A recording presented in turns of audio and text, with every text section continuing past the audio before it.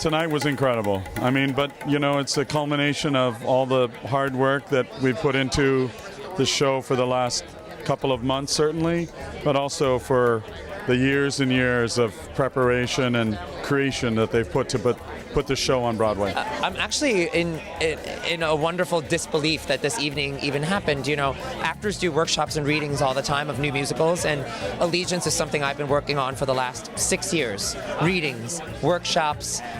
We went out of town to San Diego, and you never know. You never know if an original musical, not based on a book, not based on a movie, is ever going to make it to Broadway, and we're here. We're actually here. It was a glorious evening, a heady evening, and a miraculous evening.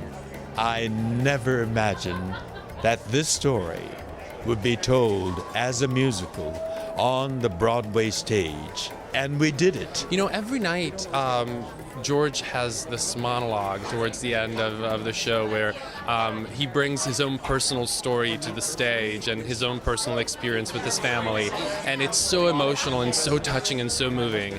And I think tonight was even more so because I felt like he sensed that all of the work that's been done culminated to tonight, and so he really added a special dimension to it. It was amazing. You go through this incredible preview period, and then you have this process of freezing the show, and the actors, today are sharing the show for themselves, for their friends, for their family. So there was a kind of energy that was just, unreal. George has always been somebody that's inspired me as an Asian American actor. There are not very many Asian faces on television and on Broadway, and George was the guy. He was on Star Trek. He was on one of the coolest shows ever on television, and he has thousands and thousands of fans and Trekkies who love him, and he was driving a ship. Like, he wasn't playing any Asian stereotype, and he wasn't a caricature of what it meant to be Asian and American. He was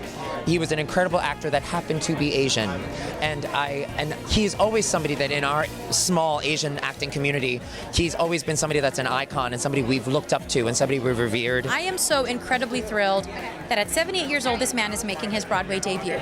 I can't even.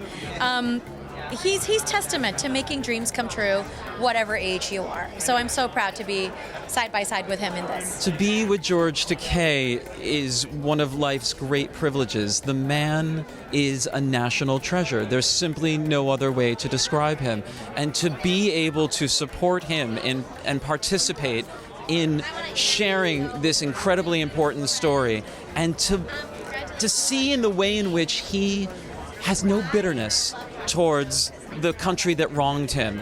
And even though America didn't keep its promise to him, he has more than kept his promise to America. And honestly, the story itself is so important, so amazing. People leave our theater changed, and I think for us to be up on the stage knowing that that's happening is probably the most rewarding thing. I mean, I will never forget the first day of rehearsal when George was explaining why this was so important for him, and the story based, about his father, and everyone was just in tears. And right then I knew that we had a very special thing happening. It's relevant on so many levels. It's relevant certainly for the Japanese Americans who had to be incarcerated in that bleak period of our history, but it's also important on a worldwide level for all immigrants, for all people who live in America, but also who live in other countries and should live freely. This is something that happened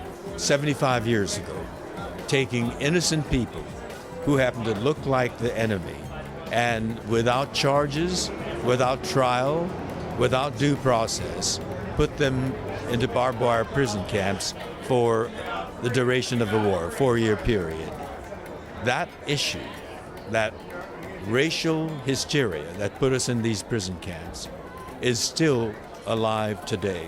Given what's happening in American history right now and in current events right now with all of these discussions on immigration, it is incredibly timely that there is a story about the Japanese American internment. Well, not about the internment, but with that experience as the backdrop for what happens with this Japanese American family, which could be any American family from anywhere in the world. So what the Kimuras represent is, you could be a Muslim family, you could be a Filipino family, you could come from China or Korea or from Sri Lanka or from India and see yourselves in this family. When we have a presidential candidate for a nomination with a broad brush painting immigrants coming from south of the border as criminals and rapists, we have the issue of Black Lives Matter, where young African American men